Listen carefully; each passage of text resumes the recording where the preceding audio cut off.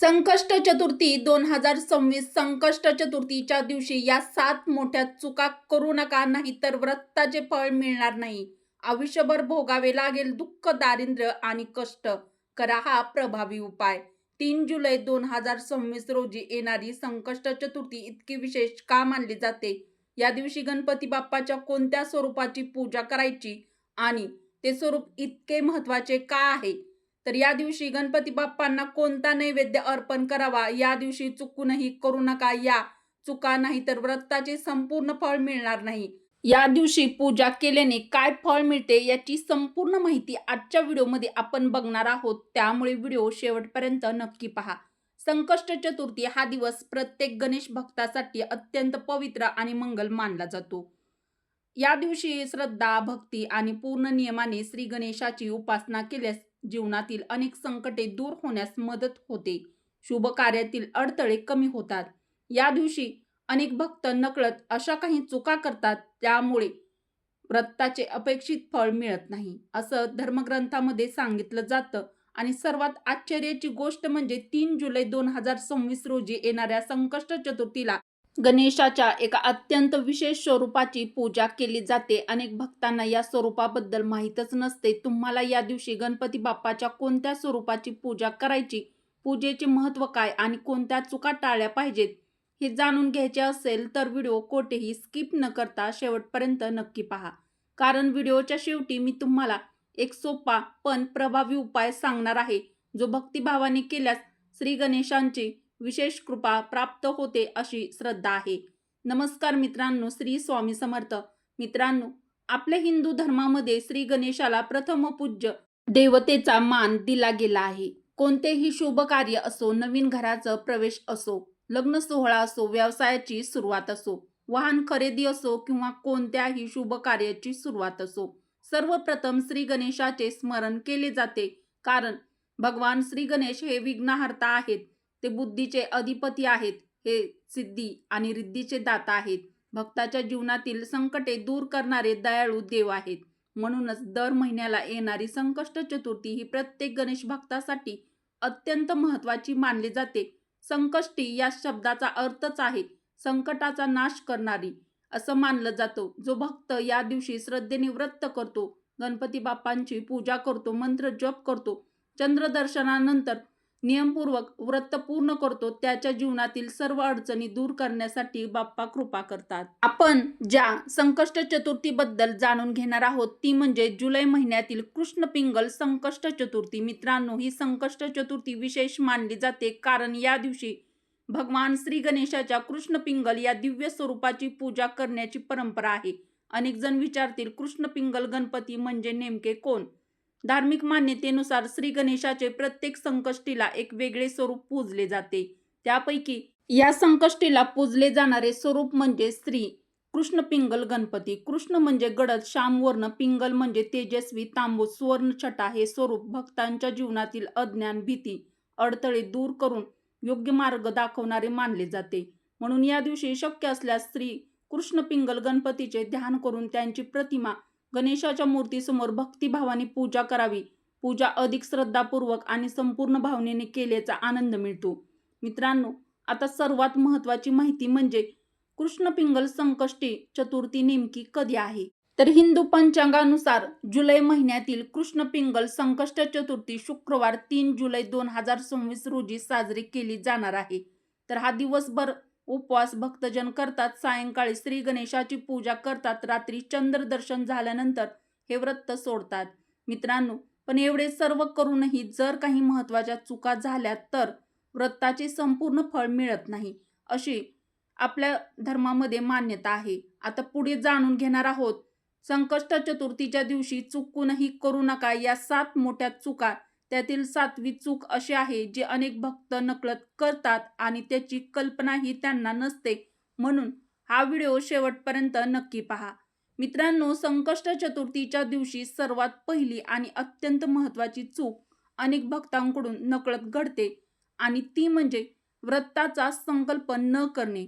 अनेक जण सकाळपासून उपवास करतात, दिवसभर काही खात नाहीत, सायंकाळी पूजा करतात, पण व्रत सुरू करण्यापूर्वी गणपती बाप्पांसमोर संकल्प करत नाहीत. धर्मशास्त्रानुसार कोणतेही व्रत, पूजा, अनुष्ठान सुरू करण्यापूर्वी संकल्प करणे अत्यंत महत्त्वाचे मानले जाते.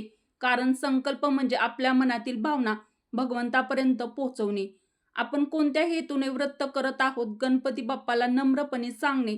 म्हणून सकाळी स्नान करून स्वच्छ वस्त्रे परिधान करून गणपती बाप्पांसमोर हात जोडून मनोभावे प्रार्थना करा.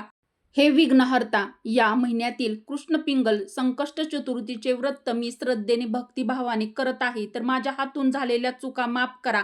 माझ्या कुटुंबावर तुमची कृपा राहू द्या. माझ्या जीवनातील अडथळे दूर करा. सद्बुद्धी द्या.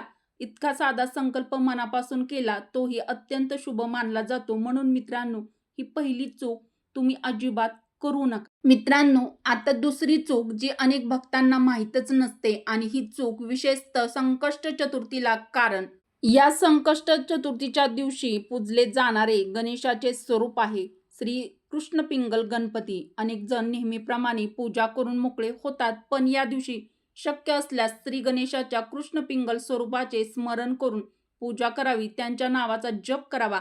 भक्तिभावाने प्रार्थना करावी. त्याचबरोबर पूजेमध्ये काही गोष्टीची विशेष काळजी घ्या. गणपती बाप्पाला ताजी दुर्वा अर्पण करा. लाल जास्वंदीची फुले अर्पण करा. शक्य असल्यास मोदक किंवा गुळ खोबऱ्याचा नैवेद्य दाखवा. परंतु तुळशीची पाने, केतकीचे फूल, कोमेजलेली फुले किंवा खराब झालेला नैवेद्य गणपती बाप्पाला अर्पण करू नका. असं केल्याने पूजा अपूर्ण मानली जाते अशी धार्मिक मान्यता आहे. म्हणून या दिवशी भक्ती, श्रद्धा आणि शुद्ध मनाने कृष्ण पिंगल गणपतीची पूजा करण्याचा प्रयत्न करा. तिसरी मोठी चूक, चंद्रदर्शन होण्यापूर्वी व्रत सोडणे. मित्रांनो, आता तिसरी चूक जी अनेक जण घाईघाईत करतात. दिवसभर उपवास केल्यानंतर भूक लागलेली असते आणि म्हणून काही जण चंद्र उगवण्यापूर्वीच उपवास सोडतात. पण संकष्ट चतुर्थीच्या व्रतातील सर्वात महत्त्वाचा भाग कोणता आहे माहीत आहे का? तर तो आहे चंद्रदर्शन. धार्मिक परंपरेनुसार रात्री चंद्राचे दर्शन घ्यावे.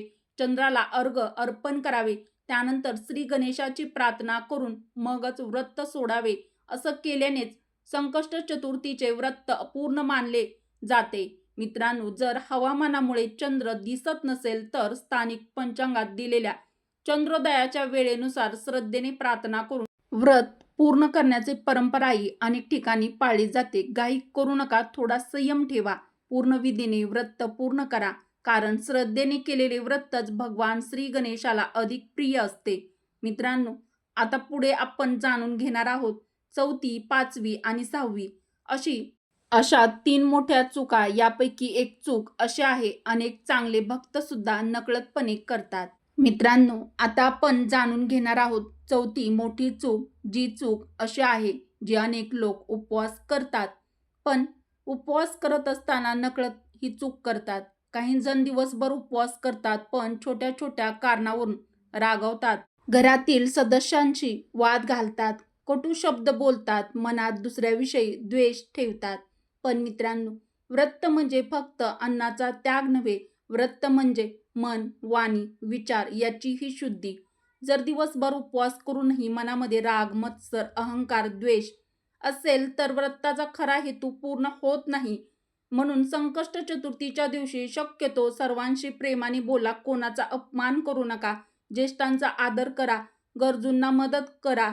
ओम गण गणपते नमः या मंत्राचा जप करत राहा. असं केल्याने मन शांत राहते. भक्ती अधिक दृढ होते. मित्रांनो, आता पाचवी चूक जे अनेक भक्त नकळत करतात, तर ते पूजा तर करतात, आरतीही करतात, पण गणपतीच्या मंत्राचा जप करत नाहीत. धार्मिक मान्यतेनुसार मंत्र जपामुळे मन एकाग्र होते, भक्ती वाढते, ईश्वराशी मनाचा संबंध अधिक दृढ होतो. संकष्ट चतुर्थीच्या दिवशी शक्य असल्यास ओम गण गणपते नमः या मंत्राचा किमान 108 वेळा जप करा.